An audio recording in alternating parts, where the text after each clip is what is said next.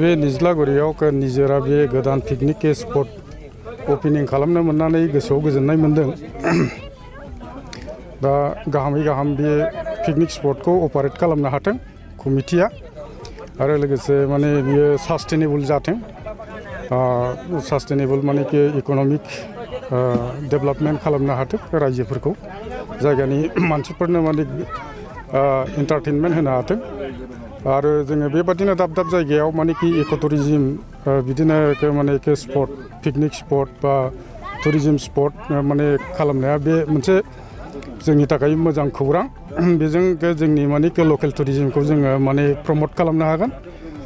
बेनि लोगोसेयैनो जोङो माने लकेल टुरिस्टफोरजों लोगोसे फरेन टुरिस्टफोरखौबो जोङो सानसे समाव जुदि मोजाङै जोंनि बे टुरिजिम माने बिथिङाव जुदि डेभेलप खालामनो हायोबा जोङो माने इन्टारनेसनेल टुरिस्टफोरखौबो फरेन टुरिस्टफोरखौबो जोङो गोसो बोनो हानाय जोङो खालामनो हागोन।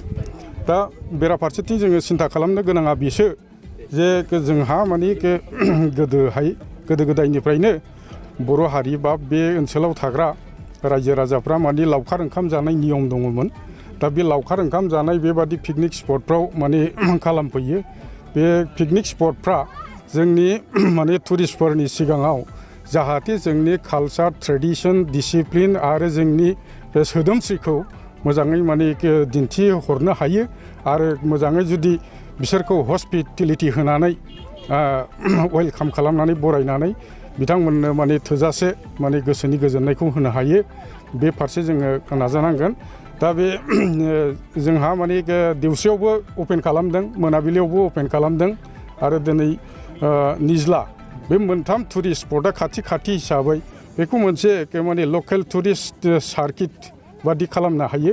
बेयाव दान्दिसे फैबाय बावहाय थानाय गासिबो माने नेचारेल बिउटि एस्थेटिक बिउटि सिनारिफोरखौ माने उपभग खालामनानै आरो दान्दिसे माने सेम दैयावनो मोनाबिलियाव बेरायहैनो हायो। ओमफ्राय माबायाव दिवसोरनि पिकनिक स्पटआव बेरायहैनो हायो।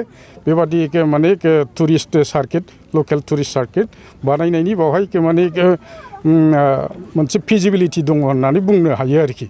इक' टुरिजिम होननानै बुङोब्ला बाहाय इक' फ्रेन्डलि जानांगौ, जायगाखौ साखोन सिखोन खालामनांगौ, बाव प्लेन्टेसन थानांगौ, माने नेचारेल गासिबो माबाफ्रा माने थिग थानांगौ आरोखि। दा बेखौ टुरिस्टफोरनि थाखाय मा जिनिसा एट्रेक्टिभ जागोन होनोब्ला बावहाय स्पेसियेलि बाहाय नेचारेल रिभार दङ।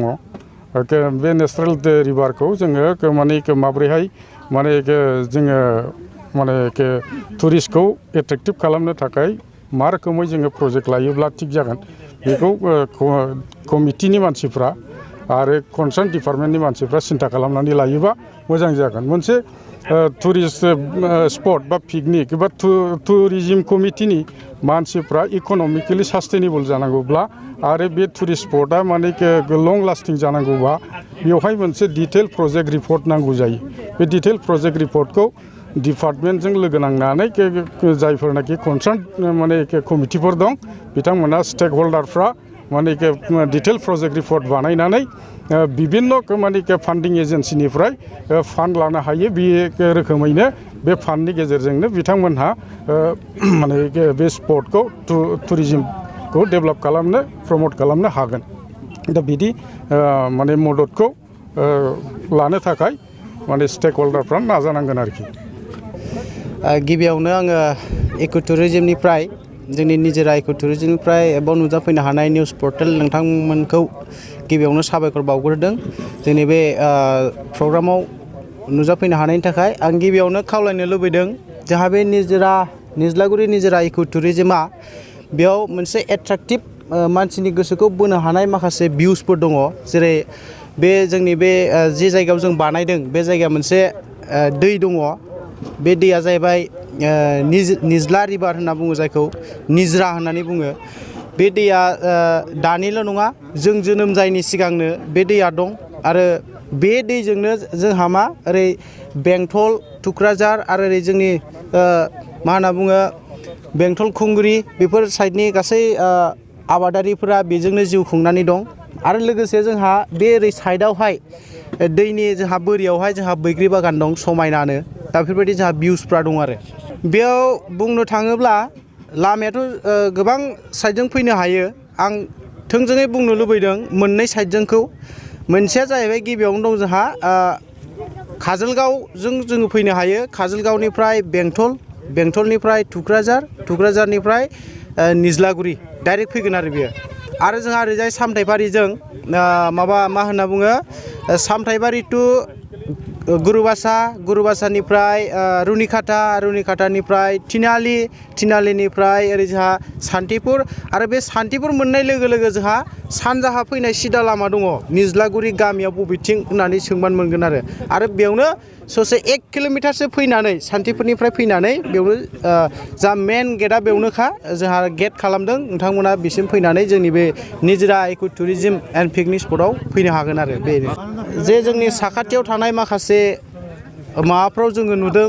समाव माने जोंनि माखासे मा होनना बुङो उन्दै लाइमोनफोर लोगोसे एजेड जानाय बैसोगोरा बिथांमोना माखासे निसा बुस्थु जानानै समाव मा खालामो एन्टि ससियेल एक्टिभिटिस खालामनो थाङो आरो दा बे खेथ्रआव आङो कमिटिनि सेक्रेटारि जानानै बुंनो लुबैदों जोंनि बे निजोरा इक' टुरिजमनिफ्राय जे जोङो बेखौ होबथानो थाखाय जा जथेस्थ' भलन्टियार्स दं आरो लोगोसे जोङो प्रसासनजोंबो जोङो अलरेडि जोंनि सान्तिपुर पुलिस आउटपस्टजोंबो जों मोजां रायज्लायखाबाय जुदि बिनि सायाव सोरबा माबा मोनसे एन्टि ससियेल एक्टिभिटिस जुदि खामानि मावनो नागिरदोंबा जों बेखौ होबथानायनि राहा जोंनाव दंखायो आरो जों बेखौ अलरेडि थियारि खालामखाबाय मोनाबिलियाव जोङो जे जोंनि बे दिनैनि जे अपेनिं प्रग्राम नङा होमबा बेखौ जोङो गाजा गोमजायै खालामनो थाखाय रंजानो थाखाय जोङो मोनसे फिसा हाबाफारि लादों बे जाहैबाय कालचारेल प्रग्राम बेलासिनि 4 बाजिनिफ्राय जागोन जोंहा बियो हाबाफारिया बेयाव जोङो माखासे जोंनि ओनसोलनि